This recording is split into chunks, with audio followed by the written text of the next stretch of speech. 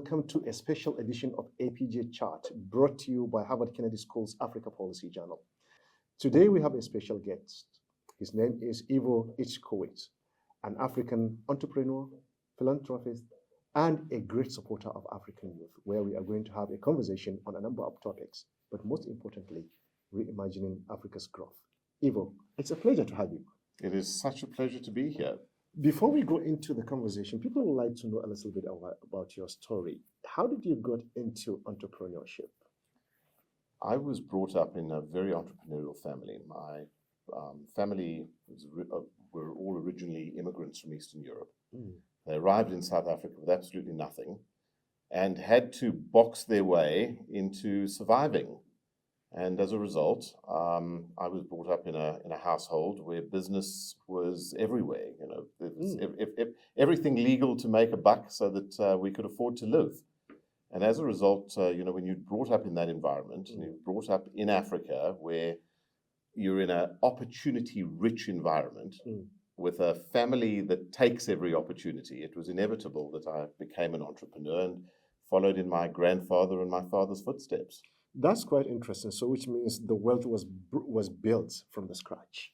It was literally built from scratch. My grandfather got on a boat, leaving Lithuania, thinking he was going to Argentina in South America.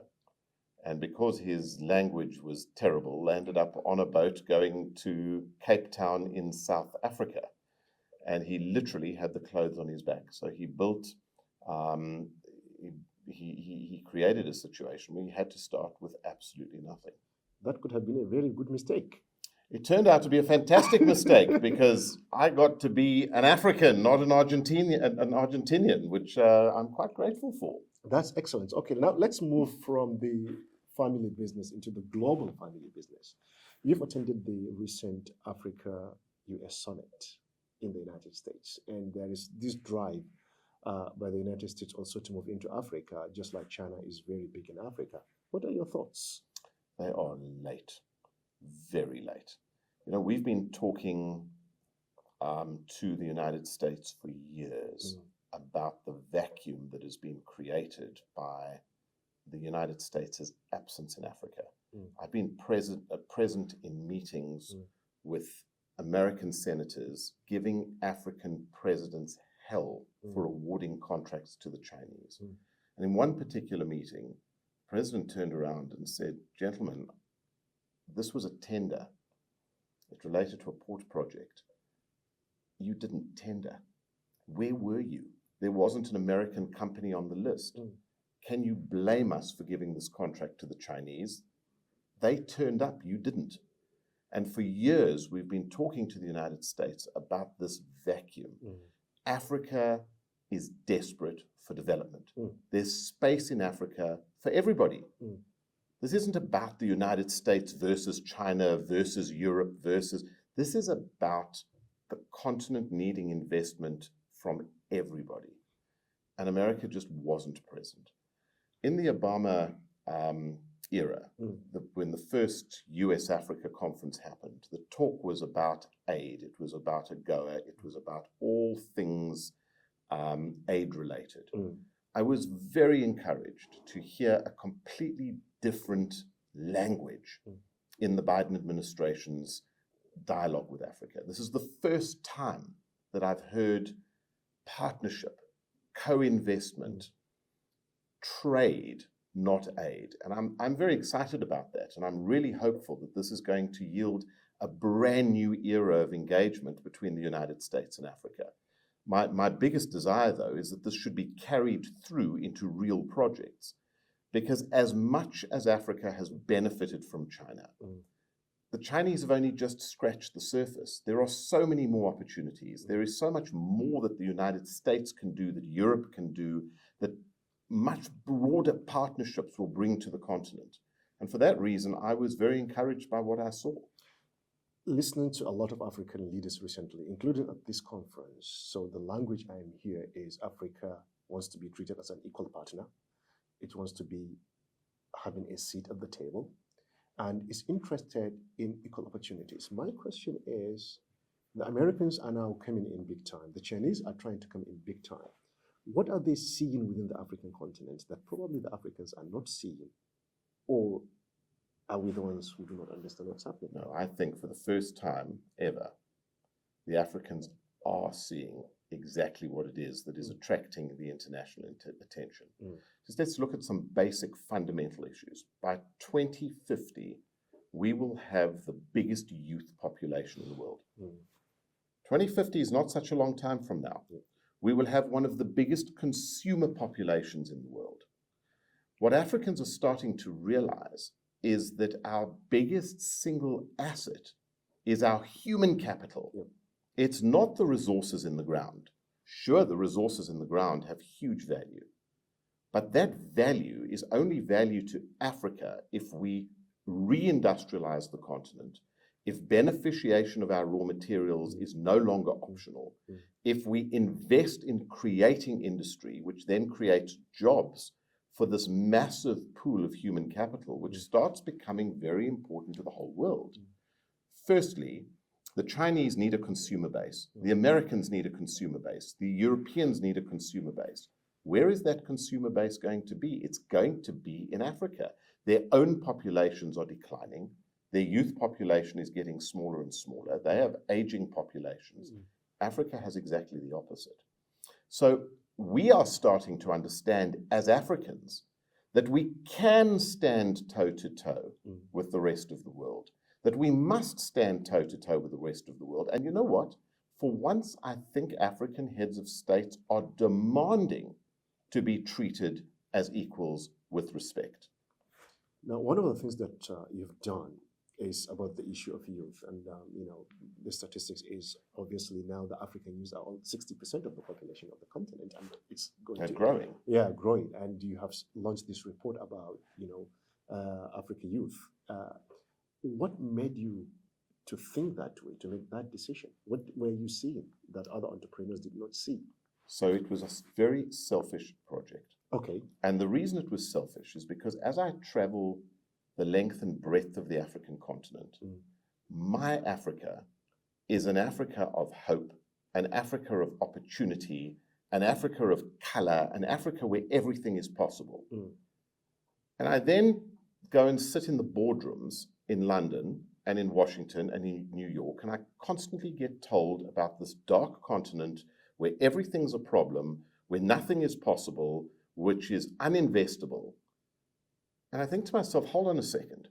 There is such a gap between what I'm being told and what I'm seeing and feeling that either I'm completely wrong and they're right, or they are so wrong that we have to correct these perceptions. So we went to look at how we can put science behind this, to go and either prove that we were right or they were right. I worked out that the only way that you can look into the future of the continent is by talking to the next generation of leaders in waiting.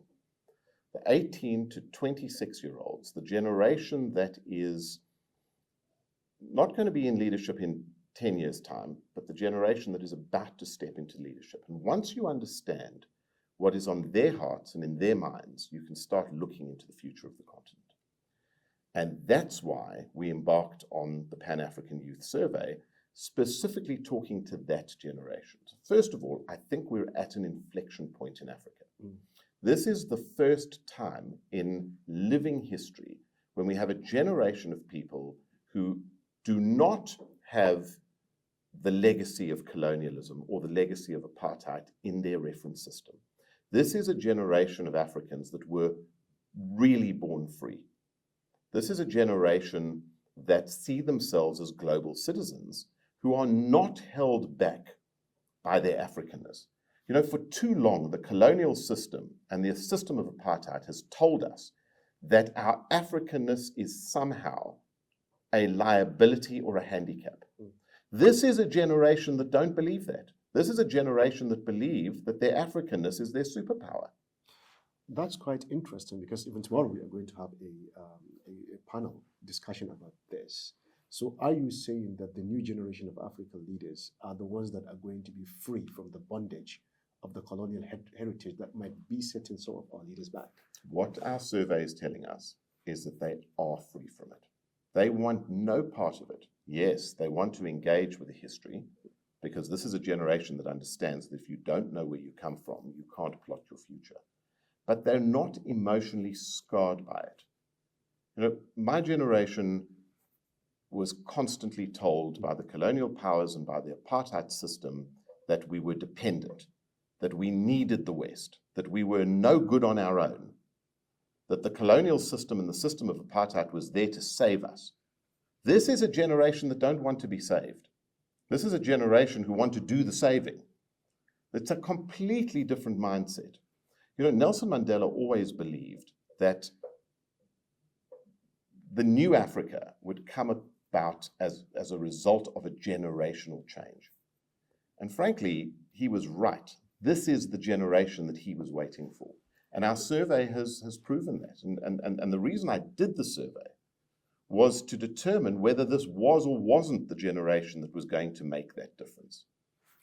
It's quite interesting you raised this point, but if you look at it the other way, so a lot of the time, so of the youth, highly trained, very global, you find them in places like this at the Harvard Law School, not in the African law schools. So how can you make sure that this youth remain in Africa to give, you know, the fruits of their intelligence to the African continent, not end up like many of us in the diaspora?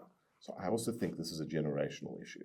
You know, in the past, certainly my generation, the aspiration was to get through school in Africa, go and find a university abroad, study abroad, find a job abroad, send money home. That's not what I'm seeing in this current crop of students. In fact, walking around Harvard, talking to the African students here, almost every single one that I've spoken to is going home. There is that desire to go back home and contribute. And this is the first time I've seen this. You know, I've for years, for the last 10 or 15 years, I've traveled around the world meeting incredible Africans in the diaspora. Africans working for major corporations in major positions and saying, come home, we need you at home. And there's no desire to come home.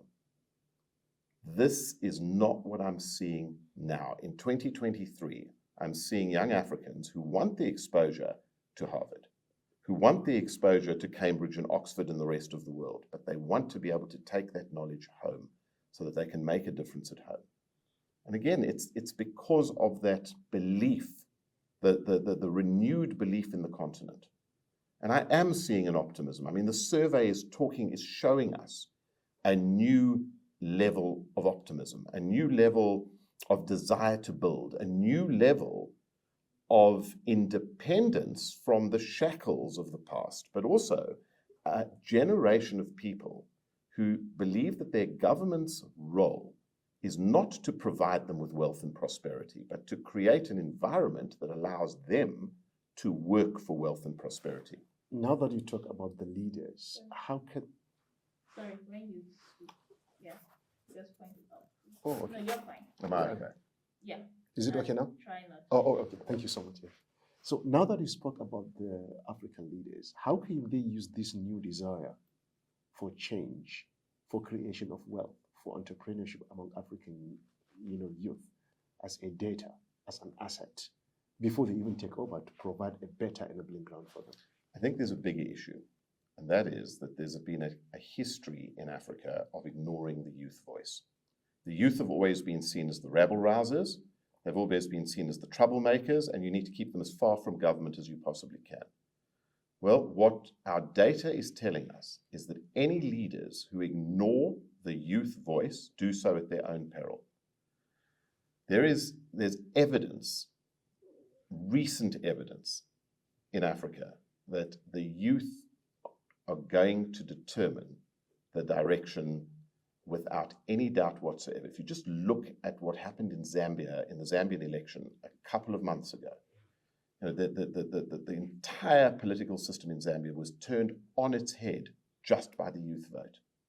Any leaders in Africa who don't listen to the voice of the youth in 2023 do so at their own risk. And I think that African leaders are starting to understand that. Now, part of what we're doing with the survey is we're making the data available to governments. We're saying, listen to what your youth are telling you about, not only about the problems inherent in your governance and in your country, but also about the positives. And interestingly enough, there are as many positives as there are negatives. You know, this is not all doom and gloom. This is really not all doom and gloom. And it's part of this paranoia that we all have. We've been told that everything is wrong and we're all useless and that we can't box ourselves out of a paper bag, and we start believing that nonsense. Well, the youth are saying, hang on, all of this is going right, that's not going right, but this is what we need to do to fix what's not going right. Now, if leadership engages with that, then you can enhance what's going right and you can fix what's going wrong. Now, science, backing perception, allows you to then make decisions based on data. And what the youth survey does is it makes the data available. The next step now is to partner with partners like Harvard, with partners with academics around the world, and to take this data and turn it into actionable intelligence that governments can now use to create the environment that the youth and the next generation of entrepreneurs, of politicians, of educators need to go and be as good as their counterparts anywhere else on the globe. Excellent. Thank you very much, ladies and gentlemen. This is APJ Chart coming to you from the Harvard Kennedy School's Africa Policy Journal. And today we are having a special guest here at the Africa Development Conference taking place at the Harvard Law School. And our guest is Igor Ichikowitz, who is an African entrepreneur and a philanthropist. Now, moving to the next stage, technology. What role is it going to play in the creation of wealth in Africa? So this is fascinating, because when you talk to the youth of today, they will not tell you that access to electricity is a basic human right. They have no expectation that access to clean water is a basic human right. But they will tell you that access to affordable, accessible data is a basic human right. And why are they telling us that? They're telling us that because they see themselves as global citizens. They see technology as being what is going to enable their superpower as Africans. And access to data, obviously, is the enabler for technology. So we are at an inflection point where we have to leapfrog the first, second, and third industrial revolution, go all the way to the fourth industrial revolution, and this is a generation that's doing that. Now, today you will find that most Africans are connected in some way. The rollout of mobile data, of cell phones in Africa has been remarkable, thanks to the Chinese. Fortunately, I think that the rollout of affordable, democratized internet in Africa is going to be thanks to the Americans, or I hope it would be. But the reality is that the continent is a very different place because of the access to data. Now, technology at every single level is what is going to transform the continent. The governments that understand that will very, very quickly find that they have a happy, content, forward-looking population. Governments that ignore that are not going to be governments for much longer. Now, it's interesting, the issue of leapfrogging, which will give the African continent an advantage in terms of passing some of the stages of development. But the world of technology is moving so fast that don't you see the challenge of playing a catch-up, especially with the emergence of artificial intelligence? I think that the luck we have is that today Africa leads the way. Mustn't ever forget that GSM technology, albeit that it was developed for Europe, was rolled out fastest in Africa. A lot of the technology was pioneered in Africa. A lot of the technology that has now been rolled out in the United States and in Europe was created in Africa.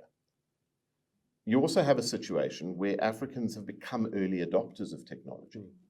So I don't think we have that problem anymore. I think that today, the rest of the world is learning from us. Some of the digital money systems that have been implemented in Africa are being rolled out as examples in the rest of the world. E-government is a reality in many countries in Africa today. more so than it's a reality in Europe and the United States. So this is again the inflection point that I talk of. This generational inflection point is creating a scenario where for once we're actually ahead of everywhere else in the world. And we have to harness that, we have to support that, we have to encourage that, and keep ahead of the rest of the world. So the late Calestius Juma, who was a professor of innovation, who focuses on innovation and technology at the Harvard Kennedy School, made the point that it's time for the rest of the world to start learning from Africa. Such an example, a number of innovations that came off in Uganda, in Rwanda, and a few other African countries. So how do African countries create an enabling environment for the youth of the continent so that they can flourish like the rest of the world? Necessity is the biggest driver of innovation.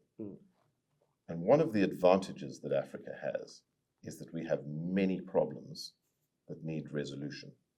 And when you have a population whose mindset is a problem-solving mindset, then innovation comes naturally.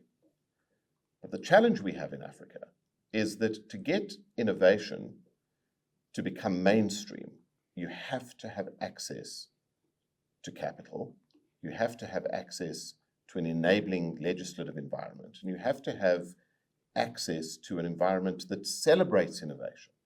And that's our challenge. Access to capital is a huge problem in Africa. And when you talk to the youth of the continent, one of the biggest challenges that they have is access to affordable capital. In fact, access to any capital, because we have this huge trust deficit on the continent. You have this incredibly expensive capital pool, which is either available but too expensive or not available at all. And this is what is holding us back. Governments today need to focus on creating access to affordable microfinance that allows these innovations to become mainstream. One of the things that we're finding in talking to the youth is that this is a generation that is entrepreneurial by nature. We asked a simple question. We asked, what would you do if you had $100? And what is the answer? Most of the people surveyed said, I would invest in my education or I would invest it in my business.